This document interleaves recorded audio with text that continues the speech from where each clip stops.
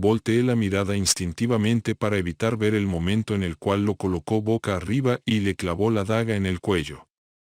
Hasta que se detuvo, hasta que sus ruegos inaudibles cesaron. Este bastardo fue quien hizo esto, lo menos que merecía era sufrir la agonía mientras rogaba piedad. Posiblemente no era su primera víctima, pero sí la última. Pronunció mientras era dibujada en su rostro una expresión discreta de satisfacción. ¿Cómo es que puedes dormir por las noches, después de haber matado a tantos seres humanos? Pregunté sin vacilación. Porque no eran humanos, ninguno de ellos. No son más que bestias infrahumanas que dan caza a inocentes, como ese pobre párroco, a sabiendas que no pueden defenderse y su muerte pasará a ser una triste anécdota más. Deben ser tratados como lo que son. No contesté, no pude hacerlo. Volteé la mirada instintivamente para evitar ver el momento en el cual lo colocó boca arriba y le clavó la daga en el cuello. Hasta que se detuvo, hasta que sus ruegos inaudibles cesaron. Este bastardo fue quien hizo esto, lo menos que merecía era sufrir la agonía mientras rogaba piedad. Posiblemente no era su primera víctima, pero sí la última. Pronunció mientras era dibujada en su rostro una expresión discreta de satisfacción. ¿Cómo es que puedes dormir por las noches, después de haber matado a tantos seres humanos? Pregunté sin vacilación. Porque no eran humanos, ninguno de ellos. No son más que bestias infrahumanas que dan caza a inocentes, como ese pobre párroco, a sabiendas que no pueden defenderse y su muerte pasará a ser una triste anécdota más. Deben ser tratados como lo que son. No contesté, no pude hacerlo. No pido tu perdón, solamente tu ayuda para que esto no vuelva a suceder con otro inocente. Has matado a alguien, pero también me has salvado, fue un intercambio y te juro que no desaprovecharé la oportunidad que me diste. Hay que alcanzarlos, Ion, antes de que alcancen a alguien más. Claro. Una respuesta tan seca, pero frívolamente sincera. Los dirigentes de ese grupo de cuervos iban camino a la estación de trenes. El caos se desató en la calle con disparos al aire de esos individuos. Vamos. Ambos saltamos por la ventana de ese edificio hasta la parte trasera de un camión de carga que poco amortiguó el golpe. Apartamos a la gente de nuestro camino de manera violenta intentando no perder su rastro. Era una pareja, ambos revestidos con abrigos carmesí y botas militares. Los hilos de oro de la mujer que colgaban de su cabeza deslumbraban mientras se mecían al correr frenéticamente. Soltaron más disparos al aire librándose de la multitud, pero también desprotegiéndose. Era un grupo de 6 de los que resaltaban 2 de ellos por sus emblemas encintados en sus brazos derechos. Leopold no dudó ni un instante en esa oportunidad y disparó a uno de ellos en la espina dorsal acertando en la mitad de la espalda. El crujir de su columna se distinguió inclusive entre los gritos de la muchedumbre. Cayó de inmediato implorando que sus compañeros no le dejaran. Nadie se detuvo, excepto aquel que lo silenció entonces y hasta la eternidad. Gritaban en un idioma desconocido con desesperación reclamando a la joven de cabellos de oro y al otro individuo de vestimenta diferente, cuyo cabello era tan negro y siniestro como sus actos. Más rápido Averescru, esos hijos de perra hoy parten al infierno. Un segundo agresor volteó para tomar una anciana como escudo humano en el instante que apuntó su revólver a Leopold. Había una minúscula abertura entre ambos rostros, una ínfima oportunidad de acertar y no matar a la mujer que nos observó con ojos pavorosos. Utilicé la parte ancha de la hoja de mi espada para cubrir el disparo que apenas si la abolló pero ensordeció el oído izquierdo del otro mercenario. No habría otra oportunidad.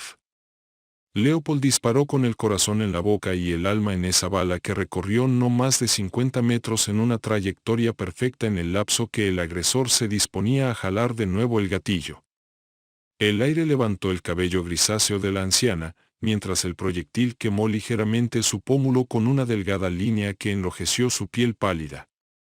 Logró acertar como nadie más en este mundo hubiera podido. Faltaban 4 y la estación ya estaba frente a nosotros. Completamente desierta e inhabitada, era una pista libre donde acortamos distancia hasta una veintena de metros. Leopold. Observé la intención del tercer cuervo. Un parpadeo antes de que extrajera un puñal militar de su abrigo. Con el impulso de su carrera corrió sobre una pared para llegar desde el cielo a clavar el acero en el pecho de mi compañero. Reaccioné ipso facto bajando mi cadera para la suficiente fuerza y blandir mi espada contra el agresor. Su brazo salió volando antes que mi acero cortara completamente su abdomen y entrañas. El filo de esa espada era como poco siniestro. Recobré el camino gracias a un fuerte jalón de mi compañero, cual nos retrasó bastantes metros pero seguían a la vista. Tenían miedo, desesperación tal vez, pero eso no nos importaba.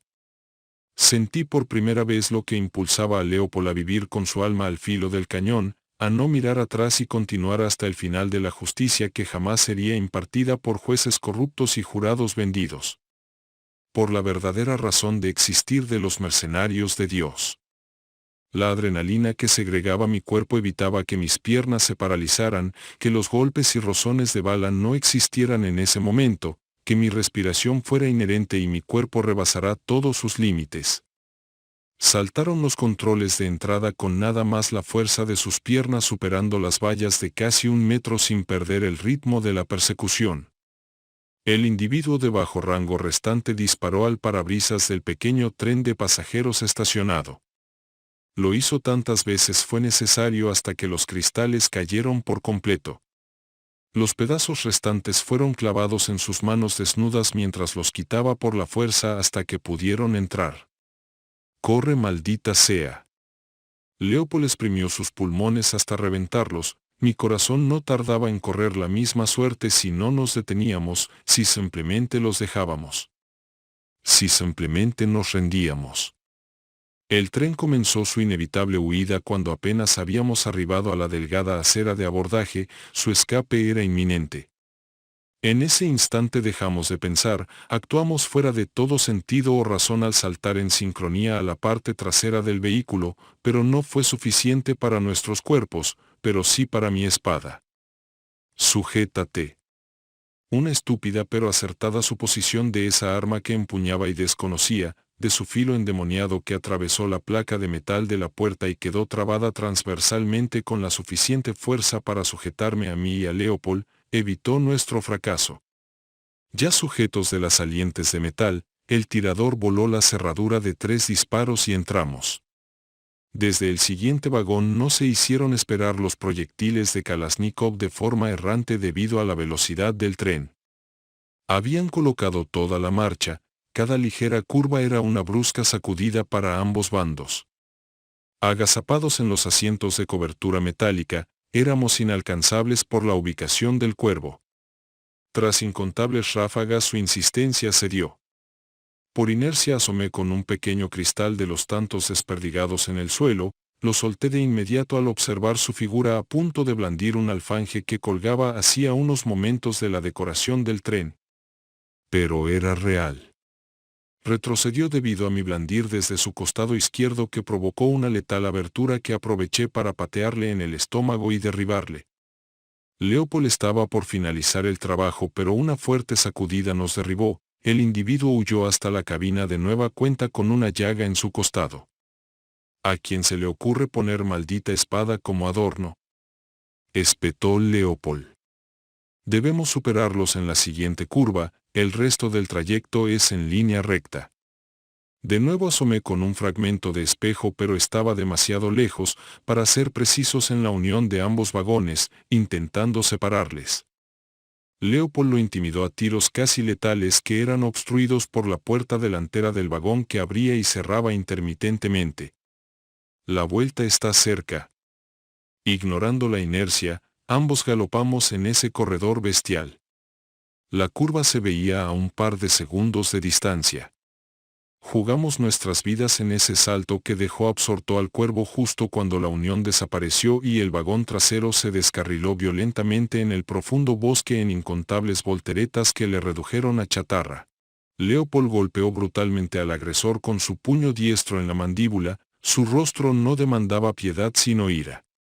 Intentó ahorcar a mi compañero en balde tirándole sobre el pasillo, pero le dio vuelta antes de que interviniera. Una patada en el diafragma mandó a Leopold al borde de la barandilla y fue embestido en un acto suicida. No en esta vida, bastardo. Flexionando una de sus piernas usó la fuerza del agresor en su contra haciéndole dar un giro en el aire, justo cuando estaba de cabeza y antes de caer al vacío asestó el tiro de gracia en su sien, falleció antes de caer a las vías que dantescamente lo despedazaron. El tren frenó de golpe ocasionando que nos estrelláramos contra la puerta del siguiente vagón.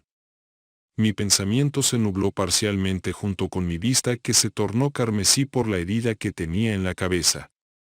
Leopold estaba completamente inconsciente pero parecía ileso. Habían dejado el tren dejando como rastro únicamente un rifle atrancando el freno manual de la cabina así como el conductor inconsciente y apenas vivo. Mi cabeza me punzó al grado de doblegarme y arrodillarme. Lo último que recuerdo de ese día fue a la persona que vi adentrarse en el bosque desde el vidrio roto de la cabina.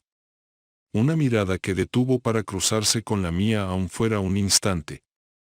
A los hilos de oro que cubrían sus ojos de un celeste impropio de este mundo, a la seda blanca del ropaje que detallaba cada parte de su cuerpo y alma. Al ángel con el emblema de la oscuridad que se perdió en el bosque. Después de eso perdí el conocimiento y por poco la vida.